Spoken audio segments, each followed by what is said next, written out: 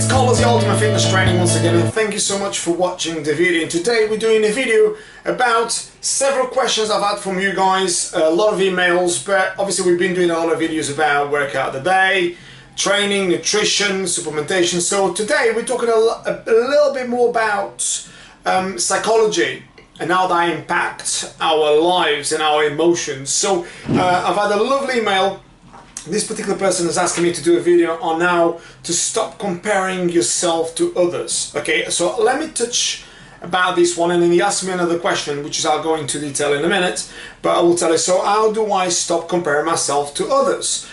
This is something that we human beings tend to do quite a lot, in particularly the fact that we live in such an amazing era, obviously the technology era, so there's information everywhere. So if you want to learn, there is out there wrong information as well as right information. So it's down to us to really choose what information we want to consume. But what happens in terms of comparing ourselves to others is a lot of people out there, and this is something that tends to happen quite often, is people living fake lives, in particular on Instagram, on Facebook, on YouTube, and a lot of the times these people that you so see always try to glamorize their life. Some people are actually doing that, but there's a lot of people out there that what they're trying to do, they're trying to copy success. Now, as the saying goes, "Oh, cream all that rises to the top," happens that, you know, a lot of these people are trying to fake a life of which it doesn't actually exist, but on paper, when it comes to obviously also on Instagram and on YouTube, it doesn't exist, but on paper it doesn't actually exist. So for a lot of people out there that might be obviously slightly emotional, not so balanced about emotions, and maybe may take that into, say,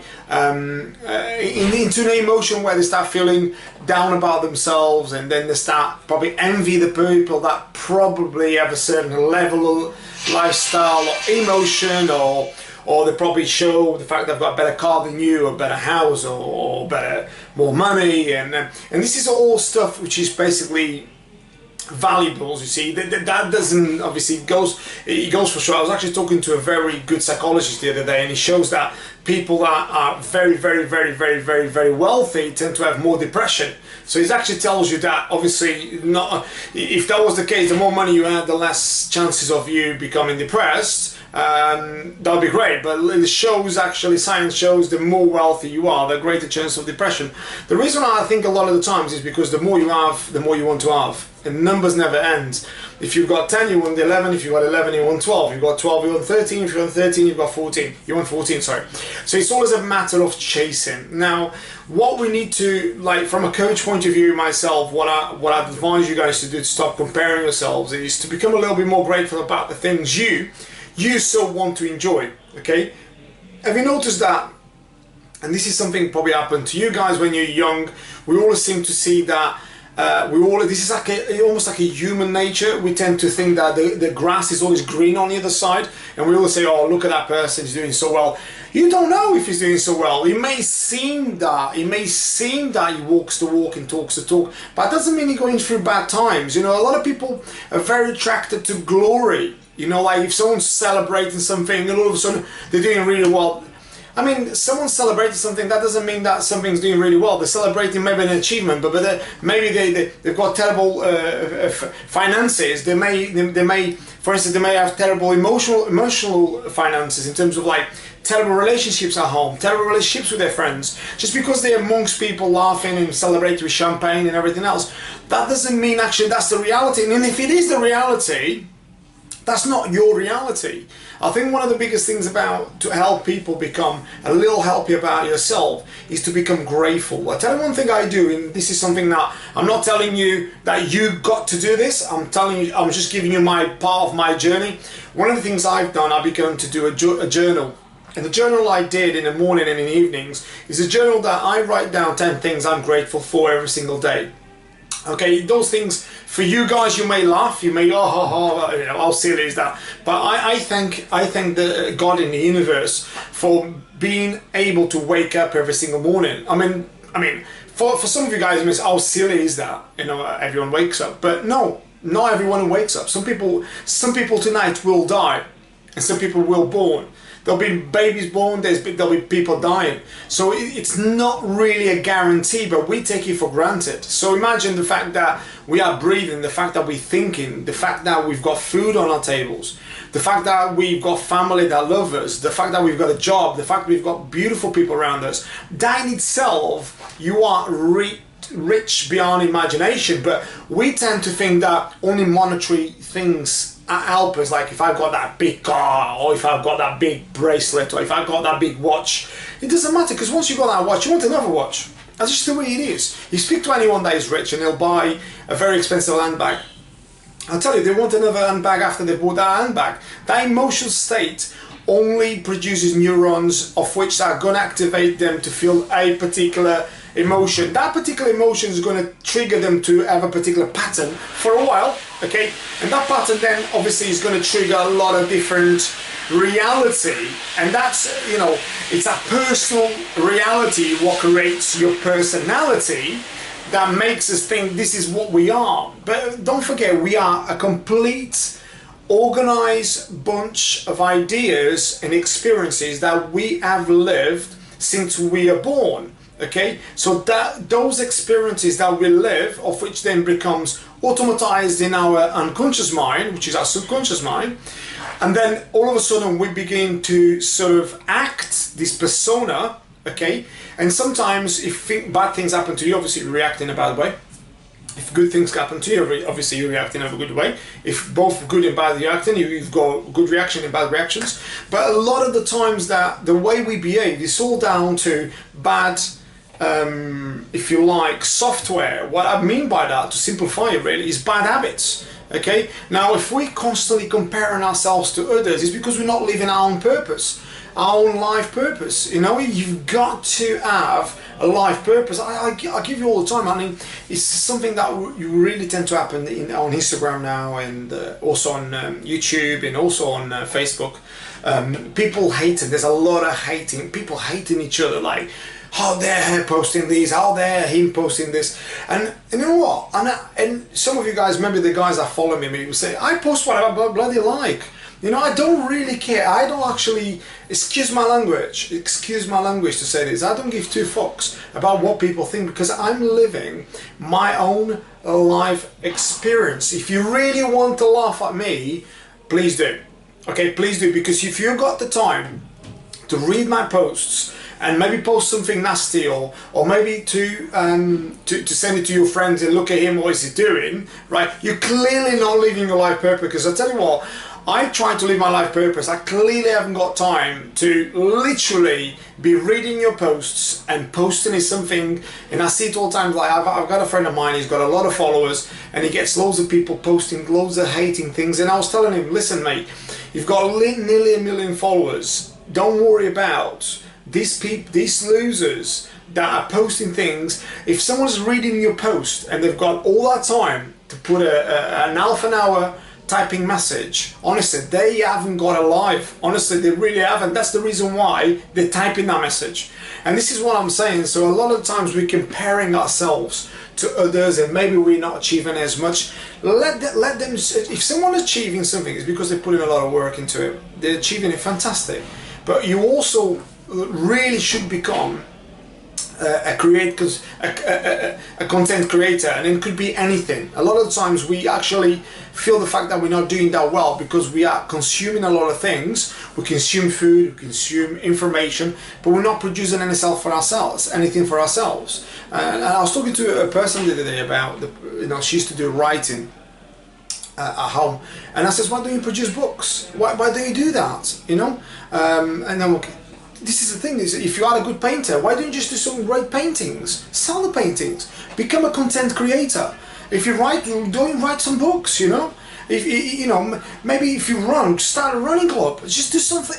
It's all about becoming yourself, becoming what you really want to become. And sometimes you find what you want to become by doing wrong things as well. And what I mean by wrong things, maybe some things you probably not find that you like, and all of a sudden you like it. And this is why a lot of times we tend to compare ourselves to other people. And sometimes that doesn't mean you need to be anywhere better. You know, sometimes becoming more successful financially doesn't mean they are successful. They are financial successful, but emotional they might be terrible. You know, there's so many levels of life. You know, there's your emotional bank balance, there's your financial bank balance, there's your relationship bank balance, there's your friends bank balance. There's so many emotions going on, and a lot of times we worry about little things that really actually haven't got much arm and legs, but we make it a massive problem. Now, for that particular subject, the go-home message is focus on yourself. Do what you really want to do, okay? What you want to do, when you want to do it, who you don't want to do it with, and whenever you want to do it, okay? Become a little bit more grateful. And maybe the person that sent this message is grateful anyway, but become extra grateful, okay? Do something for others. Maybe go and do, I do myself personally, I'm not saying that you got to do that. By the way, all I'm giving you is advice. Whether you want to do it or not, it's up to you. Maybe go do some, and I do, which is help the homeless people. Just go and maybe give some food to homeless people, give something to someone without expecting anything back, because a lot of times we constantly like this exchange. We've got to exchange. If I give you money, you give me something. Sometimes just, you know, go and give someone something that you don't expect anything back. It's just a thank you, that's it. Okay, and this is really makes a difference. Now I'm going to go on to the, I hope obviously that makes sense. I'm going on to the other one where he's asked me as well how to stop overthinking and making yourself stressed out. Now this is a vast probably question of which it may go on for a while, so I don't want to scare you, by the way. How would you stop overthinking? Now, if you guys obviously know a little bit about psychology and how our brain operates, we've got in the middle of our brain there's basically a amygdala. Okay, this amygdala basically is prehistoric. Our brain is completely prehistoric. This amygdala really is basically is part of the brain of which, when it becomes really rescientized. What I mean by that is, imagine like a paper cut. When you cut yourself, because it's so close to the nerve, any little touch is quite painful. And even no matter how strong you are, how weak you are, you feel it. Because it's nerve, you feel it, okay? And this is similar to the amygdala. When the amygdala becomes really stressed with, obviously, pressure at work, pressure at home, pressure, whatever pressure it is, whatever stress it is, there's many levels of stress. What it tends to happen to ourselves, we become like monkey brain. We become like monkeys, believe it or not, okay? Which is called the reptilian brain. We've got a mammal brain and a reptilian brain. And the reptilian brain stem, what it does is becomes very overthinking. So it's constantly overthinking. And imagine like, and this is, if you look at neuroscience, I mean, I love neuroscience, you know, I became a coach of psychology because I love the brain. And I do a lot of training, and I do a lot of like self coaching, and I do a lot of coaches, you guys know, and that's the reason why I go into a lot of psychology, because I love neuroscience. I love the brain, basically, the body as well. That's the reason I'm a trainer. But when it comes to neuroscience, what is being scientifically proved is that we as humans are completely a gathering of pattern behaviors, of which creates a particular emotion. These particular emotions create particular patterns, and these particular patterns creates behavior, of which creates a personality, which is basically, if you divide personality, is your personal reality. That's not reality itself. So if you take your person, so you as a person, and the reality that is happening to you, your brain doesn't actually know the difference between what is actually happening and what is vividly happening. Your brain does not know. And then what you gotta really understand, and this is something that scientists have proven, that our body is very clever, and then our brain is extremely clever too. So our body gets accustomed to a lot of different habits. So let's imagine, like, say you're 35 years of age as an example, and you lived 35 years, sounds really silly, 35 years obviously, and you've created a lot of patterns, maybe some that serve you, maybe some of the patterns that don't serve you. let's imagine you do patterns that don't serve you, which is a lot of people do. You know, there's a lot of procrastination, there's a lot of people around you that is toxic, there's a lot of people that probably judge you, which is one of the things that our brain, if you like, does not like judgment, okay? Which is because remember, judgment means fear, and fear, it activates your reptilian brain, which then the amygdala goes through the roof, and then we become very much like fight or flight. Obviously, you either fight it or you run away, okay? That particular, if you like, chemical reaction was only used, and it's great that we've got that, because obviously imagine if there was danger, we'd be still there. Yeah, cool, I'm cool. So imagine the tiger's coming at you and you go, yeah, tiger, just sit down and have a cup of tea.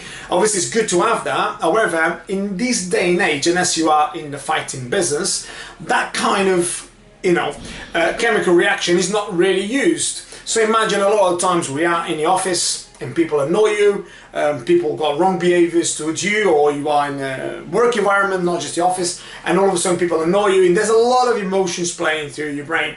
And what happens is this: you wake up in the morning, you have a cup of coffee, you go to the toilet, you wash yourself, you got that pattern behavior, you get in the car, you drive, you go in the same highway or motorway, and you basically do the same things. You get out, you get to work, and the same annoying people annoy you, in the same emotions.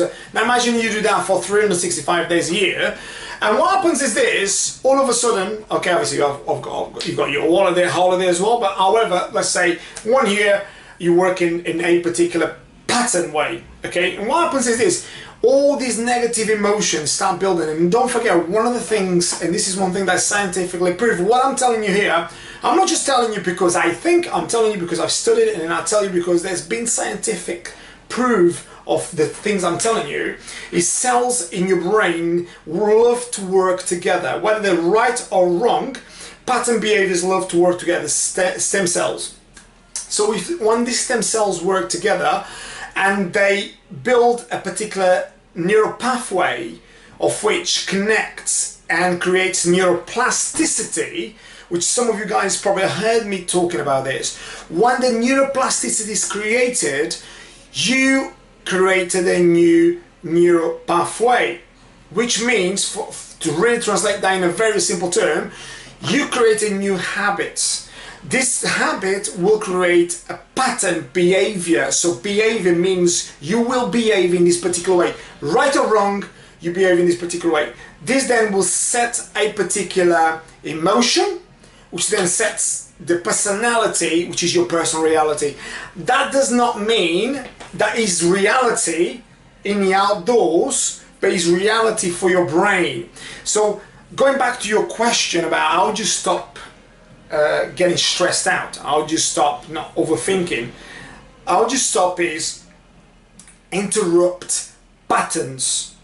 Your brain cannot delete patterns. This is one of the things that I've had a lot of questions for many years, and I've been studying this myself. A lot of people say, oh, I want to delete this particular pattern, or I want to delete these particular thoughts. Don't. Have you ever thought about not thinking about the blue elephant? Okay, there you go. Now you're thinking about the bloody blue elephant. Earlier on you weren't, because I told you to not think about the blue elephant. Okay, try not to think about the blue elephant, and all you can see is the bloody blue elephant. Okay, so but if I said to you, think about the red snake, all of a sudden the blue elephant has gone. Okay, because I'm telling you to think about something else instead. Okay, now if I told you to stop thinking about the blue elephant, all you see is the blue elephant. So our brain, it's a very amazing machine. So the best way to do it is to reinstall a new pattern behavior. So let me explain very quickly. So the best way to delete, excuse me, when I say delete, I mean to reinstall a new program, which then eventually will program bad programs, the overthinking and the over judging will sort of minimize, and eventually sometimes will go. Is by restart new patterns. Now, so when you see yourself start overthinking, try to interrupt that pattern and start thinking about something else completely different. So once the pattern is interrupted, then you've got a chance to start reinstalling a new pattern, which is maybe stop thinking about bad things, think about good things. Maybe if you start seeing yourself start talking badly about someone, start talking good about someone. Maybe if you start seeing yourself getting really annoyed, start thinking about the good things about that person. So it's a pattern interruption, and when this then, like a bad pattern, a good pattern can start as well. So once you interrupt that pattern and then start installing new patterns, you'll see a pattern interruption, of which then creates a new pattern interruption, which then creates new stem cells, which then creates neuroplasticity. Neuroplasticity creates behavior. Behavior creates a different emotion. Emotion creates a different personality. And this then can create a lot of good stuff. And there you are. Another video in order to help us become our greatest versions. There you are, guys. I love to do videos about all sorts of things. I don't just do videos about workout of the day and also how to get fit and how to get ripped. There's more to me. As a qualified coach, trainer, and psychologist, I talk about a lot of different things, and I love the body, the mind and the soul. And it's the reason why I study for many years in order to become a greater version of myself. And I'm a complete, totally, for the guys that know me, passionate about helping others become greater versions of themselves. So with all this said, guys, thank you very much for watching the video. Check us out on Instagram, which is Carlos Trainer 10. Also on our YouTube channel, which is Carlos Trainer. Like, share and subscribe to our channel. It's completely free, guys. We got loads of videos about all sorts of different things: coaching, training, diet, supplementation, pre-contest prep. We are reaching nearly 1,000 videos. I've spent a lot of time doing videos, guys. For me, it's not just about the subscribers, it's about helping others become your greater self. And it's something that is very close to my heart, which is helping others in need. So for the guys out there, if this video was enjoyable, if you like it, please leave us some comments, the thumbs up please as well, and don't forget to like and subscribe to our channel. So with all that said, guys, thank you very much for watching the video once again. Stay happy, stay healthy, stay fit, have a beautiful day, take care. Get fitter, get healthier, get happier, become your greatest version. Remember, while you become your greatest versions, don't forget, have fun as well, because a lot of times you can be very serious as well. So have fun, like I always do, although doing these videos, and it gets really serious sometimes about coaching, training, psychology, problems, everything. It's always sometimes to become a kid as well and just enjoy and laugh. Part of development for ourselves is to believe in ourselves and believe in your intuition in order to become better every day, in order to ask your own self, am I doing the best I can in order to become a better version of me? The main thing in life is to have vision, no excuses, and follow your heart, and ultimately become a greater version of yourself. Believe in yourself, that's all it is. Believe in yourself and do not allow external events to dictate your present situation. Two things of which I think is really important in order to become better version of yourself is gratitude and discipline.